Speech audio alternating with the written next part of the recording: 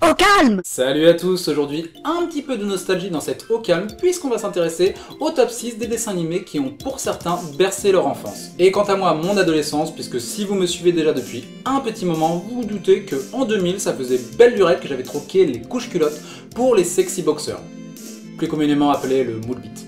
Et même encore maintenant, sachez que c'est toujours avec autant de plaisir que je revois ces dessins animés. Car oui, derrière cet homme accompli et au corps ô combien musclé par le sport, se cache toujours un petit garçon à la tête pleine de rêves et non encore perverti par YouPorn.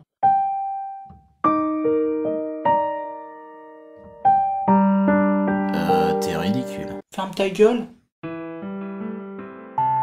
Petite série détente tirée de la BD de Zep, dans laquelle on suivra les péripéties de Titeuf, un jeune préado aux idées toujours plus absurdes les unes que les autres, comme ici où il décide de louer sa petite sœur Zizi aux enchères à ses potes.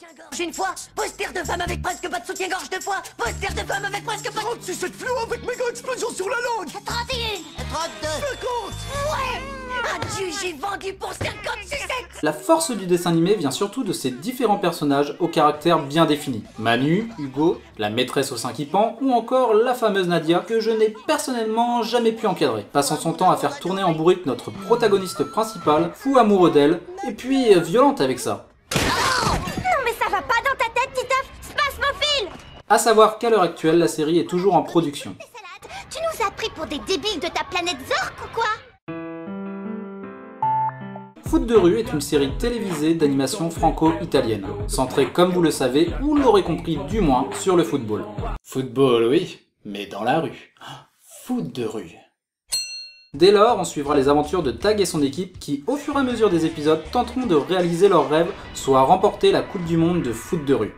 Pour cela, ils devront, entre trahison, déception, abnégation, tolérance et surtout esprit d'équipe, affronter de nombreux obstacles qui leur permettront d'apprendre de leurs erreurs. Et bien sûr, gagner en maturité. Et de ce fait, nous aussi. Bref, une superbe série, sûrement responsable de certaines vocations, et que je vous encourage vivement à découvrir si ce n'est pas encore fait. À votre avis, qui va gagner le mondial? Inspiré des cartoons d'antan, Oggy est un petit chat bleu qui n'aspire à rien d'autre que de vivre une petite vie paisible dans sa belle maison violette. Cependant, ce dernier il cohabite avec 3 cafards, Joey, Didi et Marky, qui ont décidé de lui pourrir la vie et ce la plupart du temps dans aucun autre but que celui de se marrer. Ce speech, ô combien facile, donnera lieu à une multitude de situations délirantes dans lesquelles, la plupart du temps, notre ami Oggy sortira perdant. Mais pas que, puisque dans certains épisodes, justice est rendue et ce sont nos 3 insectes qui s'en prendront plein la tronche. Victimes d'ailleurs la quasi-totalité du temps de leur propre piège.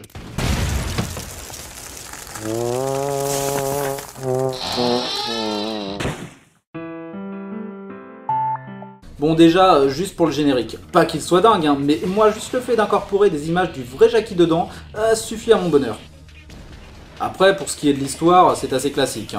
Un démon chinois nommé Chengdu, transformé en statue de pierre, contrôle une organisation criminelle intitulée la Main Noire, dont le but est de retrouver différents talismans, et je pense que je n'ai pas besoin de vous expliquer pourquoi. Comme dit, le scénario est assez simple certes, mais efficace toutefois, puisque Jackie se retrouve mêlé aux affaires de la Main Noire quand lors de l'une de ses fouilles archéologiques, il récupère justement l'un des talismans. Et oui, Jackie est archéologue dans cette série. Un peu à la Indiana Jones, Jackie Jones, mais avec la petite patte qui fit son succès. Sans oublier bien évidemment les petites tirades humoristiques, exercice ô combien indispensable pour chaque bon héros qui se respecte. À la luge, c'est beaucoup plus sympa quand il y a de la neige. Non, en plus j'aime bien. Vraiment. Bref, à partir de là, chaque épisode se découpera plus ou moins de la même façon. La Team Rocket veut mettre la main sur le talisman, Jackie les en empêche et se aider de sa petite nièce Jade et de son oncle. Petite mention pour l'oncle d'ailleurs qui est juste génial. Encore fait le café ce matin. Tu sais que le café est la seule chose qui fasse encore battre mon vieux cœur. Veux-tu la mort de ton oncle, non? Alors prépare le café. D'accord. Je n'ai pas fini. Oui? Tu as reçu un coup de téléphone de l'université. Ils ont besoin de toi pour déchiffrer des parchemins. D'accord. Je n'ai pas fini. Non. Je Oui. n'arrive pas à lire ces inscriptions. Ainsi que plein de nouveaux amis qui viendront lui prêter main forte au fur et à mesure de la série. Et sans oublier à la fin de chaque épisode un petit commentaire du vrai Jackie Chan en guise de cerise sur le gâteau. Et Jackie, qu'est-ce qui t'a inspiré cette série de dessins animés? Étant petit, j'ai toujours adoré ça. Et je crois qu'au fond de moi, je rêvais d'être un de ces personnages. Ils peuvent faire toutes sortes de choses que l'on est incapable de faire dans la vie. Et puis, ce qui me plaît, c'est que dans plusieurs dizaines d'années, La plupart des enfants devraient se souvenir de moi. C'est un rêve qui devient réalité. J'adore les dessins animés. Alors là, petite pause car on arrive au numéro 2 de ce top. Et sachez qu'il en a fallu de peu pour que je le place directement en première position. La vérité, c'est qu'on a tous notre propre histoire vis-à-vis des dessins animés. Et il se trouve que j'ai moins vu celui-ci que le premier de ce top. Donc ça s'est surtout joué sur l'aspect nostalgique. Sur ce, messieurs, mesdames, la famille pirate. Alors pour moi, tout est bon dans cette série, et je ne pèse pas mes mots. Les dessins sont certes minimalistes, mais superbement caricatural, avec le petit souci du détail. Comme par exemple le semi-bronzage de McBurnick, auquel vous n'aviez peut-être jamais prêté attention. Le speech, encore une fois, est assez peu étayé. Victor McBurnick vit sur l'île de la Tortue avec sa famille, et le capitaine d'un équipage composé de 3 personnages, Sprat, la Sardine et Machikouli, semblant être sortis tout droit de l'esprit fécond d'un enfant de 5 ans. Ce dernier aura pour but durant toute la série de retrouver son trésor égaré lors d'une tempête, mais qui se souvient pas où qu'il l'a perdu parce qu'il a pris un coup sur la tête. Chaque personnage est extrêmement bien développé malgré le côté minimaliste de l'animé, que ce soit sa fille, Scampi, qui désigne une grosse crevette frite, je le rappelle, son fils Bigorneau, et sérieux matez-moi c'est Chico, sa femme, son ennemi juré le requin, ou bien leur animal de compagnie, un putain de croco baptisé Sac à main. Sac à main, merde. C'est génial. Bref, un coup de cœur pour moi qui sans aucun doute aura également marqué beaucoup d'entre vous.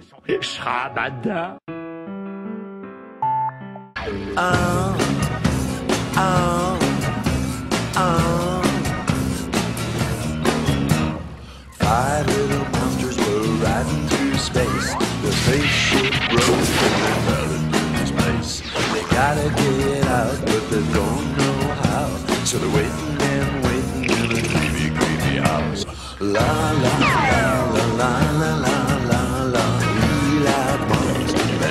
And then the little kids sing. Alors là, on est vraiment sur le dessin animé qui a marqué ma préadolescence. D'où le côté nostalgie dont je vous ai parlé tout à l'heure. Après s'être écrasé en secoupe volante, 5 extraterrestres emménagent dans le grenier d'une maison allouée en attendant de pouvoir retourner sur leur planète. La base scénaristique posée, chaque épisode sera construit à peu près de la même manière. Des humains emménagent dans la dite maison, à chaque fois représentant un type précis, et les zinzins, aidés du SMTV, machines pouvant leur donner n'importe quelle apparence, mettront tout en œuvre pour déloger les intrus afin de préserver leur identité. Pour ce qui est des extraterrestres en question, on retrouve Ethno, le chef de bande, et son fabuleux accent anglais qu'il perd à la saison 2, hashtag les joies du doublage, et petit génie de l'équipe consacrant le plus clair de son temps à la création de fusées ou d'autres engins spatials destinés à les ramener sur leur planète d'origine. Gorgeous, qui ne pense qu'à bouffer, se moquer de ses camarades ou bien regarder la télé avec Bud en s'empiffrant de pizza. À savoir qu'il est le seul à utiliser parfois des termes féminins pour désigner Candy. Bud, l'ado de la bande, passant son temps devant la télé, est certainement le zinzin le plus inactif du groupe. Mais à noter qu'il s'agit aussi de celui qui se sent le plus proche des humains. Stéréo, un alien à 2 têtes, qui d'ailleurs passe leur temps à se disputer. Il n'apparaît que dans la première saison, et 2 épisodes de la seconde, et fait office d'assistant d'Ethno. Sa disparition de la série vient du fait que Stéréo arrive à repartir vers Sigma B, sa planète mère, en faisant involontairement démarrer une fusée d'Ethno qui, pour une fois, se révèle fonctionnelle. Ceci est toutefois plus détaillé dans la BD, car oui, devant le succès de la série, les zinzins de l'espace ont été adaptés en bande dessinée. Et enfin Candy, petit alien vert à grosse tête, totalement efféminé, au point que certains continuent à penser qu'il s'agit d'une fille. Eh bien, sachez qu'il n'en est rien. Candy est bien un mâle, simplement homosexuel, et ce certes de manière caricaturale, mais de toute façon tout l'est dans la série. Et d'ailleurs, il ne s'en cache pas, il est effectivement pas rare de le voir flirter avec des hommes, et il est également le seul à ne pas avoir succombé au charme d'une des locatrices qui avait envoûté les autres zinzins dans l'épisode la toute première fois. Il possède une collection incroyable de petites culottes qu'il affectionne autant que son aspirateur, et s'il a des relations certes très tendues avec Gorgeous, qui à l'inverse représente le macho de base à son paroxysme, Candy est d'ailleurs le personnage principal de mon épisode préféré, intitulé Dites-le avec des fleurs, dans lequel Gorgeous avale toutes les petites plantes élevées avec amour par notre petit alien vert dans le but de participer à un concours de botanique. Devant la tristesse de son compagnon, Oh, disparu! Elles ont toutes disparu! Oh, oh Bernard! Oh Thierry! Oh ma petite bombe! Elles ont toutes été dévorées vivantes! Ethno lui donne un engrais miracle qui fait naître une plante carnivore grossissant d'heure en heure et que Candy maternera comme son tout petit. Allez, Sois un bon garçon, mange tout ce que tu as dans ton assiette. Comme ça, tu grandiras. Et bientôt, tu seras aussi grand que ta maman.